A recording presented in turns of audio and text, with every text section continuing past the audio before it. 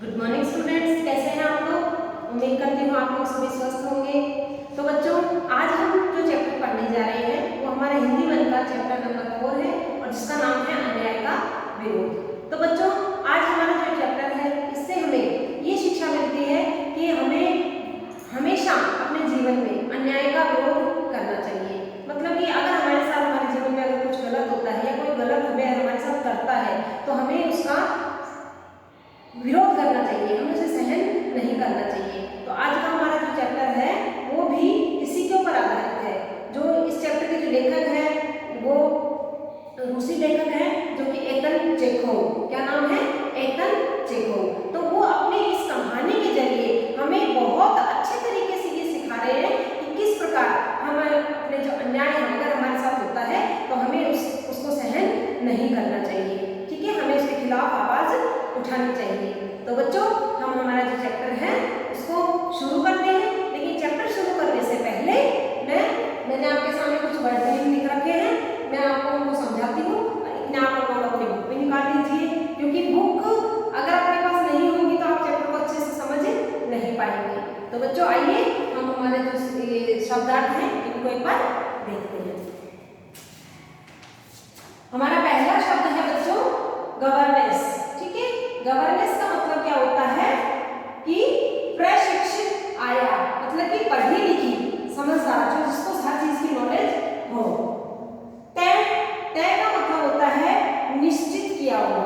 ठीक है, नंबर 3 पे है क्रूर। क्रूर का मतलब होता है कठोर। ठीक है, नंबर 4 पे है बोधा। बोधा का मतलब कमजोर। ठीक है, फिर है हृदयहीन। हृदयहीन मतलब भावहीन, जिसके दिल में कोई भी भावनाएं ना हो। नंबर ये देखो आगे है नंबर 6 पे रूबल। रूबल एक रूस की मुद्रा है। ठीक है, तो बच्चों ये वर्ड मीनिंग आपको अच्छे से समझ में आ गए होंगे। अब हम जो हमारा चैप्टर है उसको बुक में स्टार्ट करते हैं। बच्चों, तो आपने अपनी बुक निकाल ली, पेज नंबर निकालिए, पेज नंबर 26 निकाल लिया। तो बच्चों, हमारा चैप्टर है अन्याय का विरोध, चैप्टर नंबर 4, जो कि एक विदेशी कहानी है, मैंने आपको बताया। और इसके लेखक कौन है? एतन चेखोव। ठीक है, तो हम हमारे जो चैप्टर है उसको शुरू करते हैं।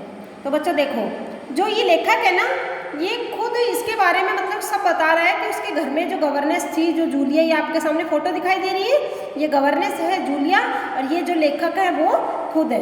तो वो ये बता रहे हैं हमें कि किस प्रकार उन्होंने इस लड़की को जो है अन्याय का विरोध करना सिखाया। तो बच्चों देखिए, अब लेखक अपनी कहानी को जो है वो शुरू कर रहे हैं। जूलिया मेरे बच्चों की गवर्नेंस थी। कुछ दिन पहले मैंने जूलिया को अपने पढ़ने के कमरे में बुलाया और कहा, बैठो जूलिया, मेरे विचार से तुम्हें पैसों की ज़रूरत होगी। जितना मैं तुम्हें अब तक जान चुका हूँ, तुम अपने आप कभी।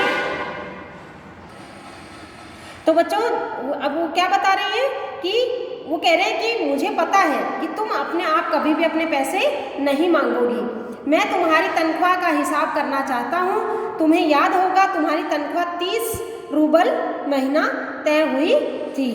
ठीक है, तो जूलिया ने दबे स्वर में कहा, जी नहीं, 40 रूबल। ठीक है, जो लेखक है वो तो कह रहा है कि 30 रूबल तय हुई थी, लेकिन जो जूलिया है वो कह रही है कि नहीं, 40 रूबल तय हुई थी। मैंने डायरी में लिख रखा है 30 ही तय हुई थी। लेखक दोबारा कहता है कि नहीं, मैंने डायरी में लिख रखा है कि 30 रूबल ही तय हुई थी। मैं बच्चों की गवर्नेंस को हमेशा 30 रूबल महीना ही देता हूँ। अच्छा, तो तुम्हें हमारे यहाँ काम करते हुए 2 महीने हुए हैं? जी नहीं, 2 महीने 5 दिन। तो लेखक उनसे कहता है कि मैं मेरी गवर्नेंस को केवल इतने ही 30 रूबल ही देता हूँ और मेरे बच्चों की गवर्नेंस को, और तुम्हें हमारे घर में काम करते हुए 2 महीने ही हुए हैं ना। लेकिन जो जूलिया है वो कहती है कि नहीं, मुझे आपके घर में 2 महीने 5 दिन हो गए हैं। अरे नहीं, ठीक 2 महीने हुए हैं, मैंने डायरी में सब लिख रखा है, मैं तो 2 ही महीने मानूंगा। तो 2 महीने के हिसाब से होते हैं 60 रूबल, लेकिन तुमने इतवार की छुट्टी मनाई है उस दिन तुमने काम नहीं किया, कोल्या को सिर्फ घुमाने ले गई हो। कोल्या जो है बेटा उनके लड़के का नाम है, जो लेखक है उनके लड़के का नाम है। इसके अलावा तुमने 3 छुट्टियां और ली हैं। घबराहट में जूलिया का चेहरा पीला पड़ गया। वह बार बार अपनी ड्रेस की सिकुड़न को ठीक करने लगी और बिल्कुल चुप रही, क्योंकि अब वो जो लेखक उसे जो कुछ छुट्टियां की बात कर रहा है या कुछ भी कह रहा है वो उसे कुछ भी समझ में नहीं आ रहा था, क्योंकि उसने अभी तक कोई भी छुट्टियां नहीं ली थी। तो आगे देखते हैं। हाँ तो मैं कह रहा था 9 इतवार, इतवार मतलब संडे, 9 इतवार और 3 छुट्टियां मतलब 12 दिन काम नहीं हुआ, यानी 12 रूबल कट गए।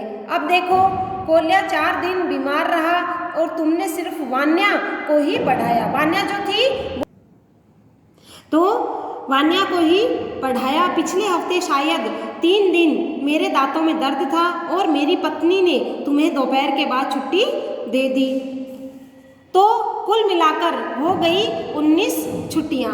हाँ तो भाई निकालो 60 में से 19, कितने बचे? 41। ठीक है, 41 रूबल, ठीक है ना। तो बच्चों अभी आपने देखा कि जो लेखक है वो बिना किसी बात के, बिना किसी गलती के उसकी जो छुट्टियां हैं उनके पैसे काट रहा था, और जो उसने गलती की ही नहीं थी, जो छुट्टियां उसने ली ही नहीं थी, ज़बरदस्ती उसके पैसे वो काटता जा रहा था। तो आपने देखा कि किस प्रकार जो जूलिया है वो बेचारी कुछ भी नहीं बोल पा रही थी। तो अभी हम जो हमारा जो चैप्टर है उसके माध्यम से अभी मैं आपको यही समझाऊंगी अभी एक बार कि उसे अपने जो उसके साथ जो गलत हो रहा था उसे उसको रोकना चाहिए। तो बच्चों आपने देखा कि किस प्रकार जो लेखक है वो जूलिया के हर बार में पैसे काटता जा रहा था। कभी कह रहा था कि तुमने इस दिन की छुट्टी ली, कभी कहा तुमने ये काम नहीं किया, कभी इस बच्चे को नहीं पढ़ाया, कभी मेरी लड़की को नहीं पढ़ाया, मतलब कि हर चीज में वो गलत ही गलत आरोप उस पर लगाया जा रहा था। तो जूलिया ने 1-2 बार विरोध किया, लेकिन फिर बाद में उसने विरोध नहीं किया। तो बच्चों आज हमारा जो चैप्टर है हम इसको यहीं तक समझेंगे, और आगे इस कहानी में क्या होता है वो हम हमारे जो नेक्स्ट वीडियो है उसके अंदर हमारे चैप्टर को कंटिन्यू रखते हुए आगे मैं आपको समझाऊंगी कि हमें किस प्रकार से हमारे साथ जीवन में अगर अन्याय होता है हमारे साथ, हमें उसका विरोध करना चाहिए। तो बच्चों आप इस चैप्टर को जहाँ तक मैंने अभी पढ़ाया है इसको अच्छे से रीड करना, अच्छे से समझना, तभी आपको ये अच्छे से समझ में आ पाएगा। और जो मैंने आपको वर्ड मीनिंग बताए हैं ये आपको